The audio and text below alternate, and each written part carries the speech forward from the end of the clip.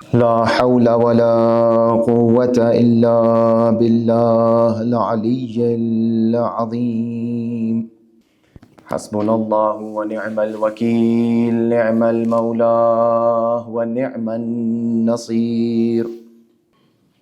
الحمد لله الذي هدانا لهذا وما كنا لنهتدي لولا أن هدانا الله، لقد جاءت رسل ربنا بالحق.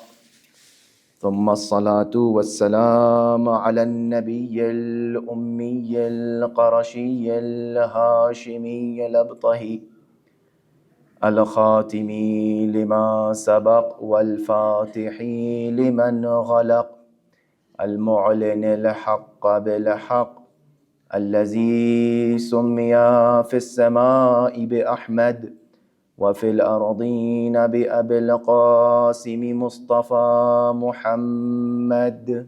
اللهم صل على محمد وآل محمد وأهل بيته الطيبين الطاهرين المعصومين المظلومين، الذين أذهب الله عنهم الرجس وطهرهم تطهيرا.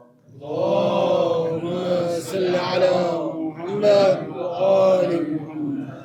بهم نتولى ومن أعدائهم نتبرأ إلى الله، ثم اللعنة الدائمة على أعدائهم أجمعين، غاصبي حقوقهم منكري فضائلهم، من الآن إلى قيام يوم الدين. أما بعد، فقد قال الله تبارك وتعالى في القرآن المجيد والفرقان الحميد وقوله الحق: بسم الله الرحمن الرحيم، ألف لام ميم، ذلك الكتاب لا ريب فيه هدى للمتقين. صلوات على محمد وآل محمد. اللهم صل على محمد وآل محمد. Tonight is our third lecture regarding Quran and ethical teachings. Allah subhanahu wa ta'ala introduces His book in the very first two ayats of chapter Baqarah by saying, Alif Lam Mim, ذَلِكَ الْكِتَابِ لَا رَيْبَ فِيهِ. This book is a book which has no doubt in it. And the purpose of this book is Hudan lil Muttaqeen. We have revealed this book, we have given you this book in order to guide Muttaqeen, the pious people. Now when we say Quran and ethical teachings, we don't mean that Quran alone can teach us something. Something very important tonight. Let me begin with this. We don't mean that Quran alone can help us in understanding the ethical values. Of course, we need something else other than Quran, which is Ahlul Bayt alayhi salatu wasalam. Therefore, we have to understand, and that is what I have been trying to tell you, that this ideology has to be sound and has to be firm, because we believe in the will of the Holy Prophet where he said, Inni tarikun fikum al-thaqalayn. This is important for us, and this is an answer to all those who in the name of reform, and I don't know what does this word mean, Quranists. They call themselves the Quranists, and they want to call everyone towards Quran, and they want to call everyone towards intellect, and they want to call everybody to understand Quran and understand deen from Quran. Anything, rest assured, anything without Ahlul Bayt is invalid. Even Quran without Ahlul Bayt is invalid. You cannot understand. It will not guide you. You will get misguided. This is something very important to understand. Therefore, when we say Quran and ethical teachings, we do not mean in any sense of this word in this statement that it is without Ahlul Bayt. Therefore, we need Ahlul Bayt in each and every step of our lives. Yes, if you want to understand Ahlul Bayt, you come to Quran. And if you want to understand Quran, you go to Ahlul Bayt alayhi salatu wasalam. Therefore, anyone who wants to say and who wants to tell you and teach you that, you can understand Quran by just merely understanding and reciting its translation is leading you in the wrong way. It's the same thing that I have been telling you. It's secularism. It's something without deen. There is no deen in that. And this is the common mistake. And this is the same slogan and discourse which the army of Muawiyah was announcing. What did they have to say? They said, Hasbuna Kitabullah. And this is the same thing. This goes against the will of the Holy Prophet. Holy Prophet said, Inni tarikun fikum al-thaqalain Kitabullah wa itrati ahl bayti. You have to take both of them. Therefore, when we say that Quran teaches us ethical teachings and ethical values, we certainly do not mean Quran without Ahlul Bayt. We mean Quran with Ahlul Bayt. I'm sure we are clear on this. Because why? Allah subhanahu wa ta'ala, we cannot understand Quran without its teachers. Quran is theory and we need practicality. We need some people, we need some insan al-kamil, we need perfect human beings to tell us and to teach us and to show us how to implement these ayats in our lifestyle, right? So Quran tells us that هُوَ الَّذِي بَعَثَ فِي الْأُمِّيِّينَ رَسُولًا مِّنْهُمْ for what? يَتْلُو عَلَيْهِمْ آيَاتِهِ وَيُزَكِّيهِمْ وَيُعَلِّمُهُمُ الْكِتَابَ وَالْحِكْمَةِ. So the Holy Prophet, Allah subhanahu wa ta'ala, is saying, I'm not just simply giving you the book, I'm giving you a book and a teacher. Yes, there's a book and there is a teacher. There's a book, there's theory, and then there is practical. So they go hand in hand. You cannot take one and leave the other one. It won't make sense. You cannot gain prosperity and salvation. Therefore, we have to understand that Allah subhanahu wa ta'ala says, هُوَ الَّذِي بَعَثَ فِي الْأُمِّيِّينَ, and Allah is the one who is sending the Holy Prophet from themselves, the Ummiyin. Why? يَتْلُو عَلَيْهِمْ آيَاتِ. You don't even know how to recite the ayats. He will recite the ayats for you. يَتْلُو عَلَيْهِمْ آيَاتِهِ وَيُزَكِّيهِمْ. And then the Holy Prophet is going to purify you using these ayats. He will tell you how to use these ayats. We don't know. We really don't know. Ahlul Bayt, Rasulullah, they are going to tell us how to purify ourselves, how to have this akhlaq which the Quran has to teach us. And then يُعَلِّمُهُ الْكِتَابِ. And then the Holy Prophet is going to teach us the book. That is why, it says, هُدًى لِلْمُتَّقِينَ. This book is for the guidance of muttaqeen. Unless and until you are not a muttaqi, you cannot gain guidance from Quran. And unless you don't follow Imam al-Muttaqeen, you cannot be a muttaqi. You can never be a muttaqi. You have to know who is a muttaqi. You need a role model in your life. Therefore, people who say, just Quran, read Quran, recite Quran, its translation, and do not pay attention to Ahlul Bayt alayhi salatu wasalam, they will be misguided. This is something very important I wanted to tell you in the very beginning. Now, we know last night we were discussing about the secular mindset, right? So the secular mindset teaches us that everything in this universe, nothing is important more than a human being. So their whole concentration is on mankind. And this is the whole picture that humanism gives us. Now, against this ideology of secularism, there is another ideology which tells us that you don't have to please man. You have to please God. You have to look for the satisfaction of Allah. You have to look for the satisfaction of God. You have to look for the satisfaction of your creator, not mankind itself. Yes, there is. You have to look for the satisfaction of man also, but the ultimate goal is the satisfaction. That is why we have the niyyah and the intention of qurbatan ila Allah. We don't have the intention of qurbatan ila nas. We have intention of qurb. You are following me? This is the whole concept. If you don't believe in this aqaid, in this basic fundamental worldview, you cannot move forward. You will tend to make mistakes. And this is what is happening usually in our societies. Now, when we know that we have role models, the Holy Prophet himself is saying, إِنَّمَا بُعِثْتُ لِأُتَمِّمَا مَكَارِمَ الْأَخْلَاقِ. I have been sent down to complete the nobleties of ethics. I have been sent down for this purpose. I'm going to tell you what is makarim al-akhlaq.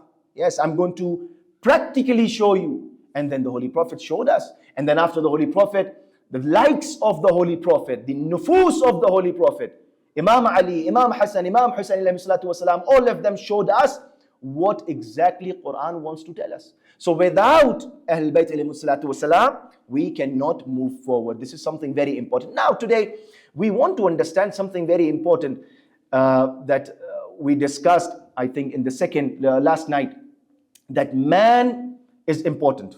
Yes, Allah subhanahu wa ta'ala has given importance to man, but he's not that important as the secular mentality suggests. Now we know that Allah subhanahu wa ta'ala, when He created man, we have to understand first who we are, what are our capabilities, our abilities, and then only we can understand what we have to do. This is what Imam Ali said, min ayn fi ayn ila ayn. Now you have to understand yourself so that you can enhance the relation between a man and himself. Allah subhanahu wa ta'ala says, and we have this understanding, this is how important man is, and this is how his capabilities work. If a man really worships وَمَا خَلَقْتُ الْجِنَّ وَالْإِنسَ إِلَّا لِيَعْبُدُونَ, when he really submits to the will of Allah subhanahu wa ta'ala and he is obedient and he really obeys Allah subhanahu wa ta'ala, that is when he elevates himself to a level which is even higher than malaika. And that is the time when insan becomes khalifatullah. And that is the time when angels are asked to do sajda and prostrate in front of Adam. Yes, that is the time when insan elevates itself and he is masjood al-malaika. This is how this is the capability that a man has. And if he does not obey Allah subhanahu wa ta'ala, doesn't understand its position in this universe and does not pay attention to its abilities, that is when man falls down and degrades himself up to the level of an animal. Bal hum adal, that is what Quran says. Now sometimes Allah subhanahu wa ta'ala glorifies man and honors man and says, لَقَدْ كَرَّمْنَا بَنِي آدَمَ وَحَمَلْنَاهُمْ فِي الْبَرِّ وَالْبَحْرِ. Allah subhanahu wa ta'ala says, I have honored man and I have honored him in a way that I'm carrying man on land and sea. وَرَزَقْنَاهُمْ مِنَ الطَّيِّبَاتِ, and I am giving sustenance, pure sustenance to mankind. وَرَزَقْنَاهُمْ مِنَ الطَّيِّبَاتِ وَفَضَّلْنَاهُمْ عَلَىٰ كَثِيرٍ مِّمَّنْ خَلَقْنَا تَفْضِيلًا. And I have given honor and I have exalted man on the rest of my and on most of my creation. This is man. This is how Allah subhanahu wa ta'ala praises mankind. Therefore, man needs to understand. We need to understand what our position is. And we cannot take things for granted. Now, we as human beings need to understand our capabilities. If we obey Allah subhanahu wa ta'ala, we are going to purify ourselves in a manner that we gain a higher status and a level higher than the angels themselves. We become purified so much that we are more superior. We become more superior than the angels themselves. Now, and if a person does not obey Allah subhanahu wa ta'ala, does not listen to Him, does not submit to the will of Allah subhanahu wa ta'ala, is not obedient, doesn't find himself to be the servant of Allah subhanahu wa ta'ala, doesn't understand his position in this universe, what happens? لهم قلوب لا يفقهون بها لهم أعين لا يبصرون بها لهم آذان لا يسمعون بها. I have given them hearts, they don't understand. I have given them eyes, they don't see. I have given them ears, they don't listen. They don't use these favors that I'm giving them. أولئك كالأنعام, they are like animals. بل هم أضل, in fact they are less than animals. بل هم أضل, they are much more worse than animals. This is what Allah subhanahu wa ta'ala tells about those people who do not obey, who are not understanding their position in this life. We are not here, my dear friends, we are not here to just, we are born, we eat, we sleep, we earn money, we earn fame, name, we get some education, and then a person dies. That is not the purpose of life. We need to understand The purpose of life is to gain proximity to Allah subhanahu wa ta'ala. By what channels? By these channels. This is the taqwa that Imam alayhi salatu wasalam talks about. That is the taqwa which Allah subhanahu wa ta'ala talks about. Now, before getting into this battlefield, in gaining all these values, these ethical values, and purifying ourselves, once a person gets into a battlefield, needs to know who he is and also needs to know who the enemies are. Now we have two types of enemies. This is all very important to understand and to purify. And in the way of tazkiyah nafs, it is important to understand that what nafs is, what shaitan is. And now I told you, there is a lot more to discuss, but I'm just giving you, tips to go and follow more. And these are just the simple points that, will lead you to more intense discussions. Now, we have Quran tells us that man has two types of enemies. One is shaitan and the other is the nafs. In Sermon of Sha'ban, the Holy Prophet says, "Ash-shayateen maghlulatun," and it is very, very famous that during the month of Ramadan, shaitan is shackled and it's chained, it's put into prison. Now when shaitan is put into prison, still we see people committing sins. What is happening? We always used to blame shaitan for our sins. Whatever wrong we did, we said, oh, it was the shaitan. It was not me, it was shaitan. So now shaitan is being put to chain, but still we see people committing sins. Why is that? It is because that we have two types of enemies, shaitan and the nafs itself. Shaitan cannot take over us, but the nafs that is within us will take over us, will control us. We are not supposed to, we cannot control shaitan, but we can control our nafs. And what shaitan does, he has two important things. One is that it does waswasa, and second, it tries to make a God-fearing person forget the dhikr of Allah subhanahu wa ta'ala. And the moment you forget the dhikr of Allah subhanahu wa ta'ala, that is the time shaitan penetrates and tries to misguide. But with all of these things, Allah subhanahu wa ta'ala says, "Inna kayda shaytana kana da'ifa." Inna kayda shaytani kana da'ifa. But the conspiracy of shaitan and the evil policies of shaitan, they are all da'if. They are all weak in front of your determination. If you rely on Allah subhanahu wa ta'ala, if your reliance is on Allah subhanahu wa ta'ala, if your tawakkul is strong, shaitan cannot harm you. And then the second enemy, which Quran tells us, is the nafs. So what does shaitan do? قُلْ أَعُوذُ بِرَبِّ النَّاسِ مَلِكِ النَّاسِ إِلَهِ النَّاسِ مِنْ شَرِّ الْوَسْوَاسِ الْخَنَّاسِ. This khannas is shaitan. This khannas does waswasa. مِنْ شَرِّ الْوَسْوَاسِ الْخَنَّاسِ الَّذِي, the one yuwaswisu, brings this temptations, gives you this temptations that do this, do that, or just have a small look at na mahram.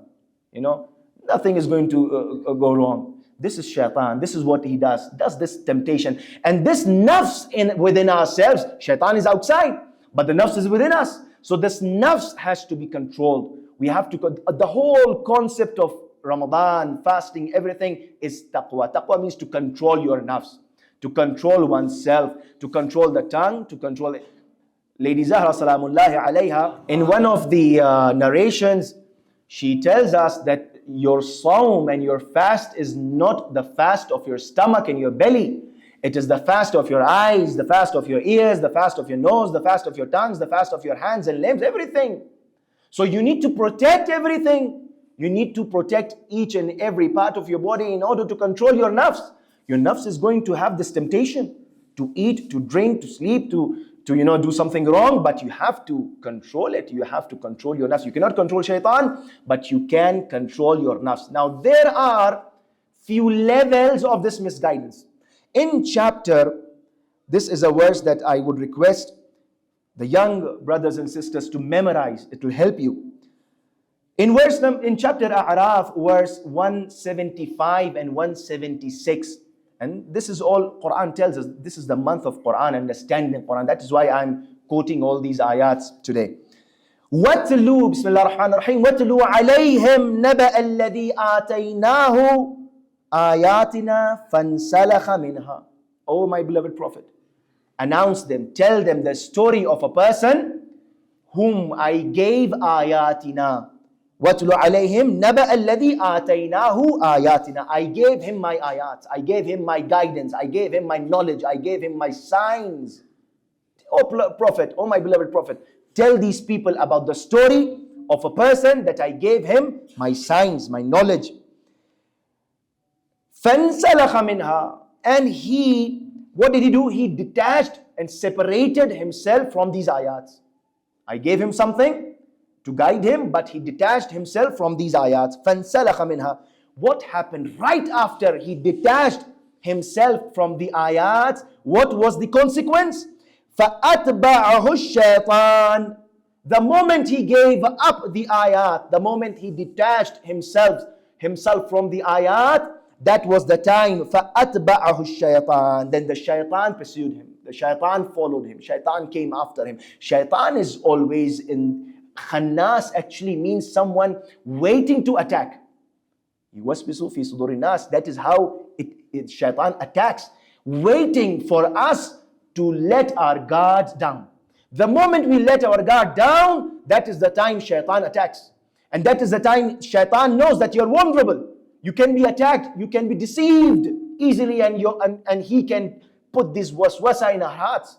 Therefore, Allah subhanahu wa ta'ala tells us, وَاتْلُ عَلَيْهِمْ, O the Prophet, tell them of the story of the man who I gave my ayat.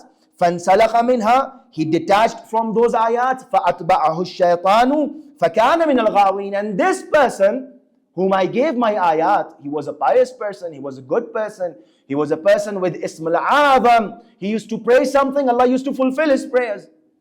And this person, Allah says, فَكَانَ مِنَ الْغَاوِينَ. And as soon as shaitan follows him, and he follows shaitan, فَكَانَ مِنَ الْغَاوِينَ. He is from the ones who are, who's a rebel, who's not a pious now. Allah subhanahu wa ta'ala says he's a rebel now. Then what happens? وَلَوْ شِئْنَا. This is the third stage that I want to tell. وَلَوْ شِئْنَا, from this ayah. وَلَوْ شِئْنَا لَرَفَعْنَاهُ بِهَا. And if we wanted, we could have elevated this man using these ayats. Now Allah subhanahu wa ta'ala, something very interesting here. Allah says, as soon as a person detached himself from the ayat, shaitan will penetrate, shaitan will attack. فَأَطْبَعَهُ الشَّيْطَانِ. Now these ayats, Mufassirin say it was the knowledge, it was the Prophet, it was something, a type of intuition. Ayat. Imam Ali alayhi salatu was salam,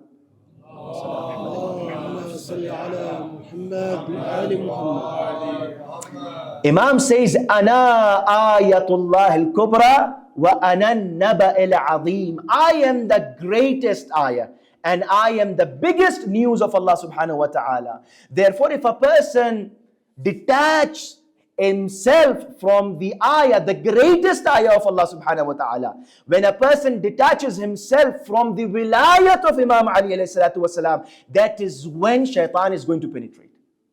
This wilayah helps us. This wilayah is the thing that is going to protect us. Allah subhanahu wa ta'ala in one of the hadith, Al-Qudsi says, Wilayatu Ali ibn Abi Talib hisni, فَمَنْ دَخِلَ حِسْنِيَ مِنَ عَذَابِي. This is the wilayah of Ali, which is a fortress, which is my fortress.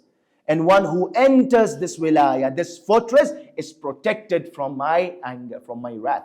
Now this is the importance of wilayat of Amir al-Mu'mineen. That is what I'm saying. I'm telling you, without Ahlul Bayt, we cannot take a single step forward. Without Ahlul Bayt, the faster you run, the more chances are for you to fall. And a person, and we see this around us. Therefore, the first important thing, the stages of misguidance. The first one, a person detaches himself from the ayat of Allah subhanahu wa ta'ala. The second, فَأَتْبَعَهُ الشَّيْطَانِ, then the shaitan follows. The third one, لَوْ شِئْنَا لَرَفَعْنَاهُ بِهَا. If we wanted, we could have elevated and exalted this man using these ayats. But this person followed his own evil desires. فَأَتْبَعَ هَوَاهُ. And this person, وَلَكِنَّهُ أَخْلَدَ إِلَى الْأَرْضِ وَاتَّبَعَ هَوَاهُ. and he followed his desires. So first, a person detaches himself from the ayats, and then the shaitan follows and attacks and does its waswasa, and that is the time a person starts following his own desires. This nafs is again something very, a great danger, one of the greatest of enemies. Inna nafsa la ammaratun bisu. This is what the Holy Prophet, the Prophet Yusuf said, وَمَا أُبْرِئُ النَّفْسِ إِنَّ النَّفْسَ لَأَمَّارَةٌ بِالسُّوءِ إِلَّا مَا رَحِمَ رَبِّي. This nafs is taking me towards misguidance. This nafs is guiding. So don't blame shaitan every time. Don't blame others every time. Take up this responsibility. We have to purify our nafs. We have to use a key. Him is very important. Before we understand these ayats, we have to do this tazkiyah, and we have to understand what Quran tells us. And then وَالنَّفْسَ وَمَا سَوَّاهَا فَأَلْهَمَهَا فُجُورَهَا وَتَقْوَاهَا. This is also very important. Allah subhanahu wa ta'ala says, I have قَدْ تَبَيَّنَ الرُّشْدُ مِنَ الْغَيِّ. Everything is clear. It is only upon you to follow. It is upon you to understand right and wrong. Everything is clear. Now this ayah, which I just quoted, A'raf 175 and 176, it is about a pious man who used to live in Bani Israel at the time of Prophet Musa. His name was Bal'am bin Ba'ura. And this person was a very pious person. He reached a level that whenever he used to pray, Allah subhanahu wa ta'ala used to fulfill his prayers and used to answer his calls. So one day when Prophet Musa, you know the whole story, I'm just narrating it for my young audience.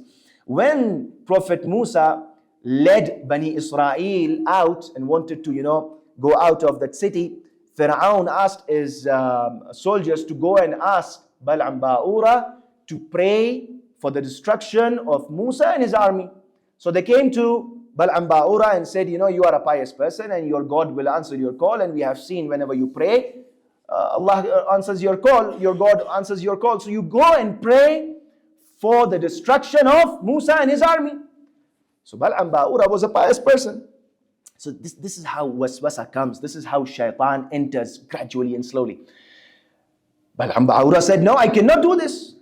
Musa, I'm a follower of Musa, and he's a pious man, he's a good man, he's trying to lead his nation and the qawm. So I cannot do this. So they went away. They came again the next day. They tried again. But this time they did not come to Bal'am Ba'ura straight away. They went to the wife of Bal'am Ba'ura. And they knew that the wives, they are very persuasive. So they went to the wife of Bal'am Ba'ura and said, we are going to give you this and that and whatever you need, whatever status, whatever money, wealth, whatever you want, just ask your husband Bal'am Ba'ura to pray against and to pray for the destruction of Musa. So the wife came and tried to convince, and Bal'am Ba'ura somehow got convinced, and he sat on his donkey and tried to go on top of the hill.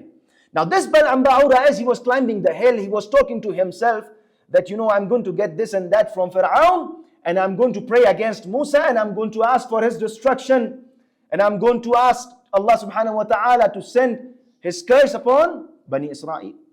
Now the donkey heard these words. Sometimes, I'm telling you, this is the last night I narrated a story. A bad person became good. Yes, and today I'm giving you this example of a good person becoming bad. This is how shaitan works. This is how this universe works. So the donkey heard Bal'am Ba'ura talking to himself, and donkey stopped there, and he did not move, and he understood that he is going to pray against the Waliullah, the Nabiullah, the Prophet of Allah subhanahu wa ta'ala. And this donkey, this animal had sense. That is why Allah subhanahu wa ta'ala says, some of them are balhum aval. They are even worse than animals. This donkey has more sense than Bal'am Ba'ura. So donkey did not move, and he stayed there, and Bal'am Ba'ura kept on beating the donkey to move, and it reached to an extent that the donkey fell on the ground and was about to die, and Allah subhanahu wa ta'ala gave the capability to talk. And the donkey spoke to Bal'am Ba'ura and said, why are you beating me? So the Bal'am Ba'ura said, why you are not moving? He said, I cannot take you to the top of the mountain to curse the Prophet of Allah subhanahu wa ta'ala. How can I do that? I cannot be a part of such a crime and such a sin. So So now let me tell you this also. 3 animals are going to go to heaven. The first is the camel of Prophet Saleh. The second is the dog of Ashab Kahf. And the third is the donkey of Bal'am Ba'ura. Why? Because heaven is not for animals. Heaven is for human beings. But some of the animals, this is the most important thing that I want to convey today. That the respect that Allah subhanahu wa ta'ala wants you to give to Waliullah is immense. If even an animal respects Waliullah, Allah is going to take that animal to heaven. Just imagine the respect, the amount of honor Allah subhanahu wa ta'ala has given to that donkey respecting Musa. And if a person respects Ali, and if a person respects the household of Ahlul Bayt, what status and what level he's going to. And on contrary to this, if a person tries to disrespect Ali ibn Abi Talib, burns down the house of Lady Zahra salamullah alayha, Allah subhanahu wa ta'ala says, فَمَثَلُهُ كَمَثَلِ الْكَلْبِ. The example of such people is of a dog. They are like a dog. And this is how Allah subhanahu wa ta'ala compares a man to a dog. To someone who degrades himself up to a level of a dog. بَلْ هُمْ أَضَلُّ. Now these people who came and disrespected the house of the Holy Prophet, the house of Ali ibn Abi Talib alayhi salatu wasalam, they are those people who are not worthy to be called human beings. Anyways, this donkey replied, I'm not going to go. And it died over there. As soon as Bal'am Ba'ura reached the top of the mountain, he tried to speak and he tried to pray to Allah subhanahu wa ta'ala to curse. And as soon as he tried to open his mouth, his tongue got frozen and it was out of his mouth. And this is what Quran says, فَمَثَلُهُ كَمَثَلِ الْكَلْبِ إِن تَحْمِلْ عَلَيْهِ يَلْهَثْ أَوْ تَتْرُكْهُ يَلْهَثْ. Such a person is like a lazy dog who always has his tongue hanging outside. You ask it to go, it will have his tongue outside. You leave it alone, it will still have his tongue outside. Such people are who have denied the revelations, who have denied our ayats. إن تحمل عليه يلهث أو تتركه يلهث ذلك مثل القوم الذين كذبوا بآياتنا. Again the same thing.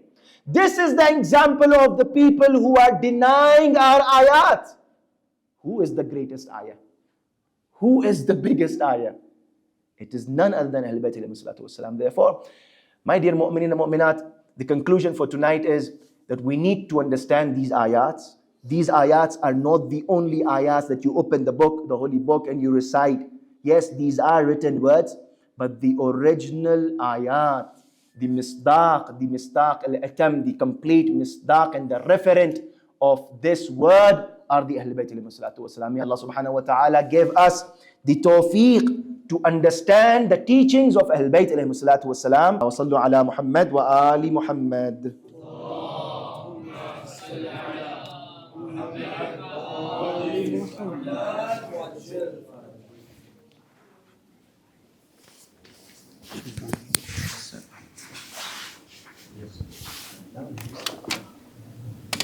Yes.